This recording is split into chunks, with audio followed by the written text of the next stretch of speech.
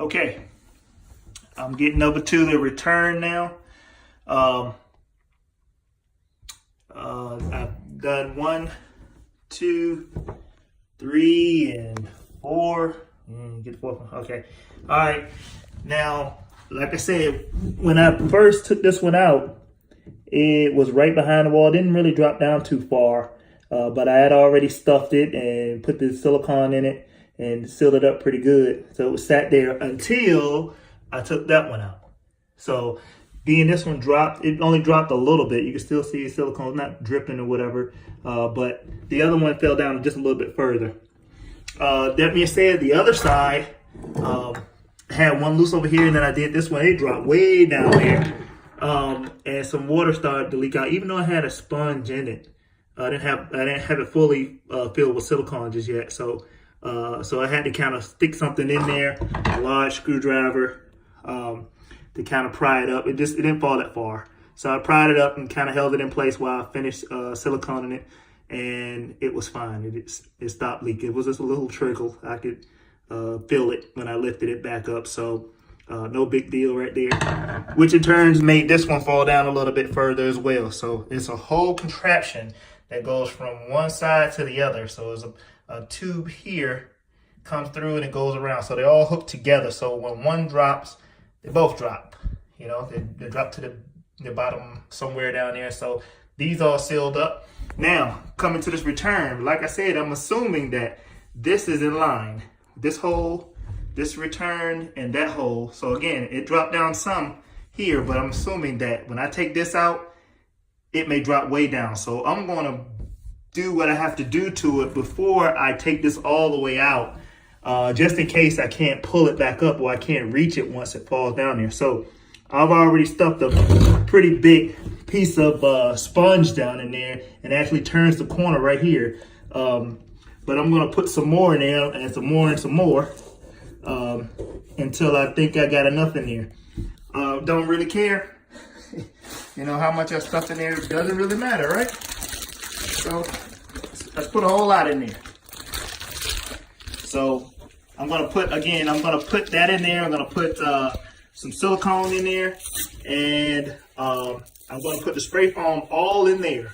So I'm going to get it in there pretty deep, so I can get all the things I need to have in that pipe, before I take and turn that and unscrew it.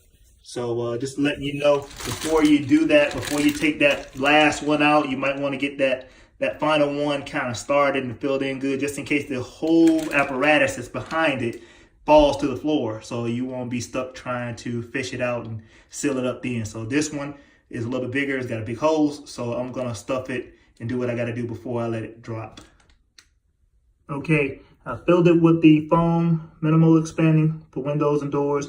Now, when I put the silicone behind it, I made sure not to smear it all around in the area that the spray foam was going to go to, because I wanted to adhere somewhat to the inside of the tube. So the silicone, was very careful about putting it way back there and not touching anything as I pulled the nozzle back out, making sure I didn't get silicone all over the place. So it will adhere on the inside and do what it's supposed to do. Just a little tip. Well, as you can see, it did not fall back into the hole, but better safe than sorry. Looks like I got a little air pocket up there, but I'll fill that in. Matter of fact, I don't think I'm going to put anything in. It's still a little wet. I can still kind of get it to go where I want it to. It's still expanding a little bit.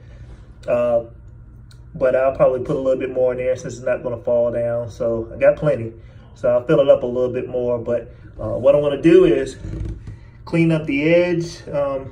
Every one of these holes has some silicone around it, you know. And I just want to make sure that's out of the way and everything's cleaned up. Why are we doing this? Why are we doing this? Well, there are companies that can resurface and repair cracks and holes and things like that in tubs, and we didn't want the jets. So what we're going to do is have them refinish this tub, a fiberglass over these holes here, and we're going to have a soaker tub. So hopefully I can update this and show you a video of what it looks like when it's all done. Maybe I got to find out on the internet how to get the silicone that's dried up around there off there good. But I think the guys who do the resurfacing and everything, they know what they're doing. I do have a little air valve here, and then the button that turns the motor on and off here. I am not going to take those out. I am a perfectionist, so it hurts me to my heart that I can't get those out, but I have no clue of how to get to whatever's holding that in. So they were willing to kind of cover those holes too, but I'm not too worried about it. It's not a place where it's going to leak or anything like that, so we'll leave that alone. What else? So again, on the internet, I've seen a lot of things of how to plug these little jets here. Here's, matter of fact, here's what the thing looks like that came out of the hole. You know, it's a little threaded part, and again, the hole in the back, the holes in the back is threaded as well. And look at that little that junk that's in your jets. Right here, this one came out of the return one. This was a lot bigger. And again, these keyways and things like that was the key to it. So right here, this tool from Spa Depot cost me $6 and change, and still cost me like $3 to ship it somewhere in Washington State.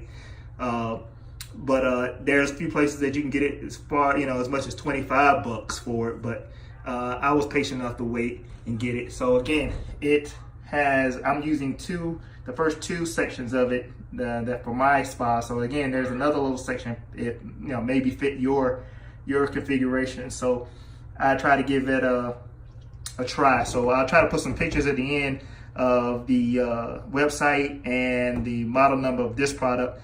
Hopefully this video helps you and gets you to where I'm going to go, not just to plug your jets and have it looking all funny, but actually plug them and then have somebody come and professionally make your tub into a garden tub like you've always wanted. So again, I haven't seen the video on the internet, but it may be out there somewhere. But hopefully you find this one and it helps you out. Thanks a lot.